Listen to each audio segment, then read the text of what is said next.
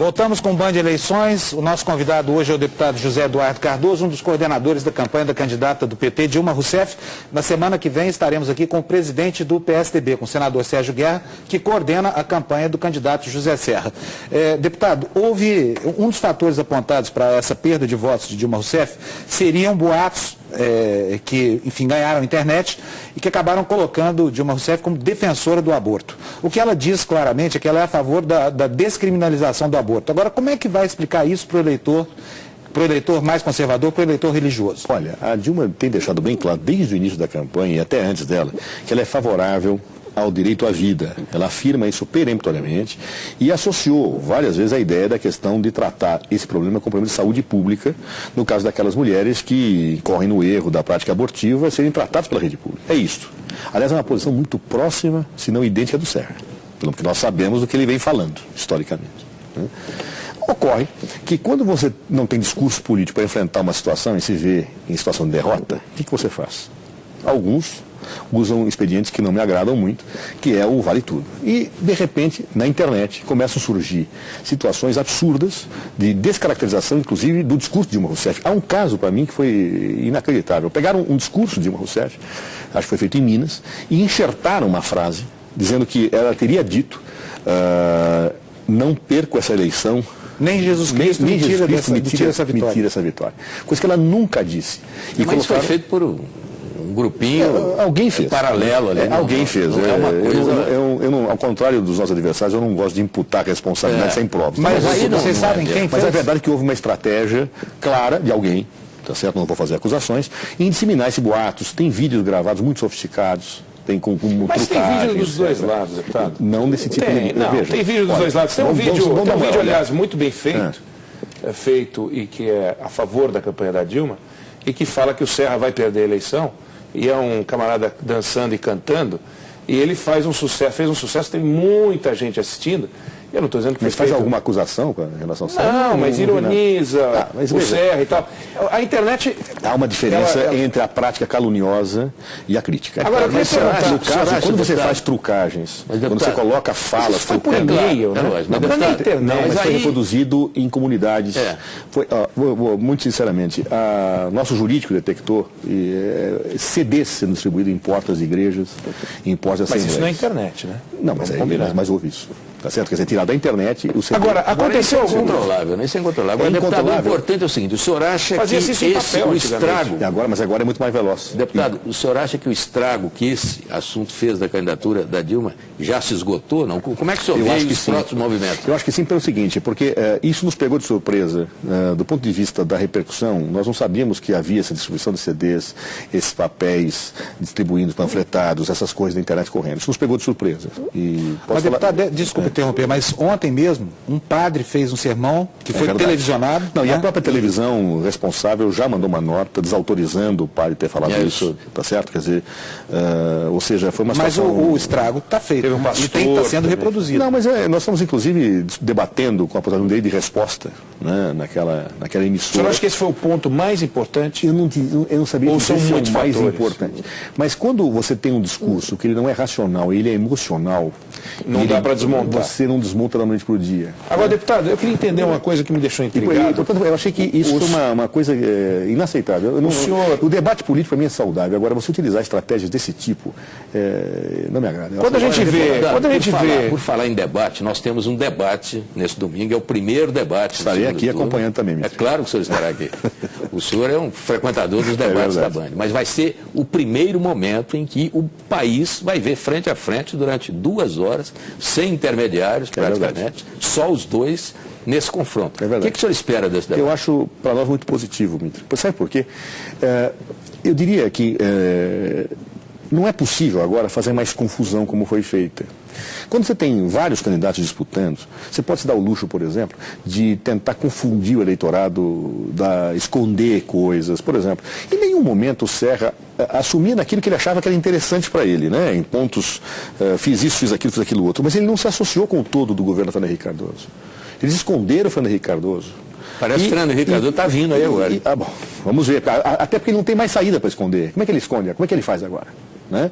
Ele não tem mais como esconder. Aliás, ele botou o Lula no programa de televisão dele. Isso, obviamente, uma estratégia confundiu o eleitor. Agora não vai ter mais isso. Ele não tem como dizer. Mas ele acabou dando certo, né? De um jeito ou de outro, aos trancos e barrancos. Desculpa. De um jeito ou de outro, aos trancos e barrancos. Ele teve. Veja, o que deu certo foi Marina. Não ele. Não, eu estou dizendo o seguinte: de um jeito ou de outro, aos trancos e barrancos, chegou ao segundo turno. Veja. Está lá com a equipe que ele montou e está lá no segundo turno. Se não tivesse o efeito Marina, ele não teria chegado ao segundo turno. E se não tivesse, a Dilma teria ganho em primeiro turno. Eu sei. Na verdade, esse tipo de coisa, o eleitor brasileiro não é mais ingênuo. Quando ele colocou o Lula no programa dele, aquilo soou muito mal, inclusive em relação aos próprios tucanos que o apoiavam.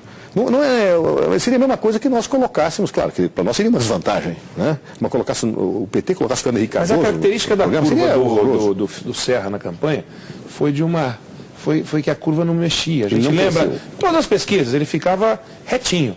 Ele não perdeu porque colocou o Lula. Ele pode ter se... Mas ele deixou de ganhar. Deputado, o Serra tem uma votação maior do que as pesquisas diziam. Não, mas eu não estou comparando pesquisa. Estou comparando o eleitorado, especialmente o eleitorado que pega o nosso governo. Nós tivemos um governo e tivemos a eleição de 2006. Na eleição de 2006, se vocês compararem, nós temos o mesmo percentual de votos no primeiro turno e eles têm mais.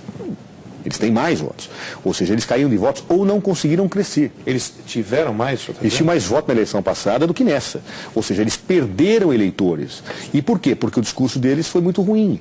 Bom, vai acontecer no segundo, né? Porque... Não, vamos ver. Agora, sobre o segundo turno. Não, pergunta você que estou te interrompendo. Não, imagina. O que eu queria saber, o que me deixou intrigado foi, ao ver os discursos da vitória, quando a gente assiste uma prova de corrida, Fórmula 1, Stock Car, qualquer prova que o sujeito ganha, ele abre uma champanhe, festeja e tal. A Dilma chegou em primeiro, o Serra chegou em segundo. Ele fez o discurso da vitória e a gente assistia aquele discurso dela, e estava um discurso derrubado, triste, as pessoas do lado estavam cansadas, todo mundo estava cansado, a turma do Serra também. Parecia um discurso de derrotado. Parecia um discurso de quem chegou em segundo.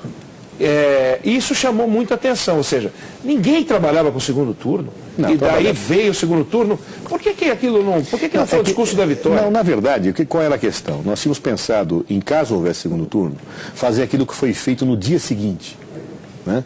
Que era a convocação de governadores eleitos, senadores eleitos, e que não podiam ser convocados nem convidados na noite do domingo, antes das eleições. Então qual era a ideia? Se houver segundo turno, vamos marcar o nosso ato de arrancada de campanha chamando todos os eleitos no dia seguinte. Só que havia uma grande expectativa da imprensa naquele domingo à noite que ela falasse, né? E o que nós achamos? Achamos que se ela não fosse falar nada, dava a impressão que nós estaríamos surumbáticos, derrotados, quando nós somos vitoriosos. Então o que nós improvisamos uma coletiva? Aliás, não ia se dar a coletiva, voltou a coletiva. Né? Ela inclusive deixou claro, ela falou, olha, eu não vou dar a coletiva agora, eu só vou agradecer vocês, agradecer os militares. Foi uma coisa assim rápida. Por quê? Porque o ato nosso de campanha é no dia seguinte. Agora, evidente, como os nossos adversários não esperavam para o segundo turno, estavam fazendo uma grande festa. E nós entramos anunciando um ato que ia ser no dia seguinte. Isso que talvez localize o que você fala. Só uma questão. No arrasto disso, cadê o presidente Lula? Ué, está governando o país. Sim, mas ele estava muito mais em campanha do que governando o país. Onde é que ele está aqui? Não apareceu governando o país? Não, está governando o país. Nós tínhamos uma situação eleitoral que não permitia que nós fizéssemos campanha até terça-feira. Acertamos a agenda. Dilma Rousseff, no dia de hoje, esteve no Rio, amanhã estará em Minas Gerais, tá certo? E o presidente Lula, na medida em que for compatível com o exercício da presidência, como ele fez no primeiro período, estará presente em atos de campanha. Deputado, absolutamente natural. Deputado, o senhor acha que podemos ter alguma esperança de que no segundo turno haverá conteúdo nessa campanha eleitoral? Eu acho que melhor, porque o debate do primeiro turno, ele sempre fica muito pulverizado, Mitri. São 4 candidatos, ele é mais blocado, a situação é mais confusa. Agora é projeto contra projeto, é o projeto que foi de Fernando Henrique Cardoso contra o nosso. O confronto vai ser nítido, claro e objetivo. Bom, temos tempo mais para uma última pergunta. Quem é que quer perguntar? Olha, o que eu queria saber é o seguinte, hoje o Serra declarou que se ele ganhar a eleição, o PMDB vai estar na base dele.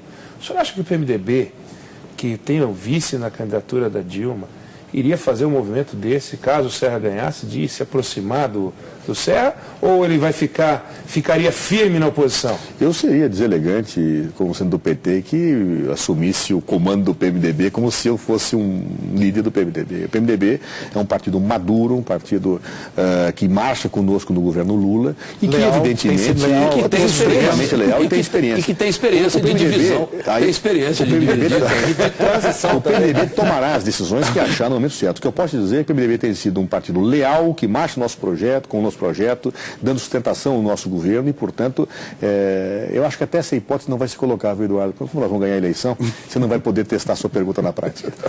Bom, gente, terminamos o programa por hoje, a gente fica por aqui. Não perca no próximo domingo o primeiro debate do segundo turno entre os dois candidatos à presidência da República, aqui na Band, a partir das 10 da noite. Na semana que vem, teremos conosco o presidente do PSDB, o senador Sérgio Guerra, que é um dos coordenadores da campanha do ex-governador José Serra. Você fica agora com Boris Casoy, Jornal da Noite. A gente volta quarta-feira que vem. Tchau.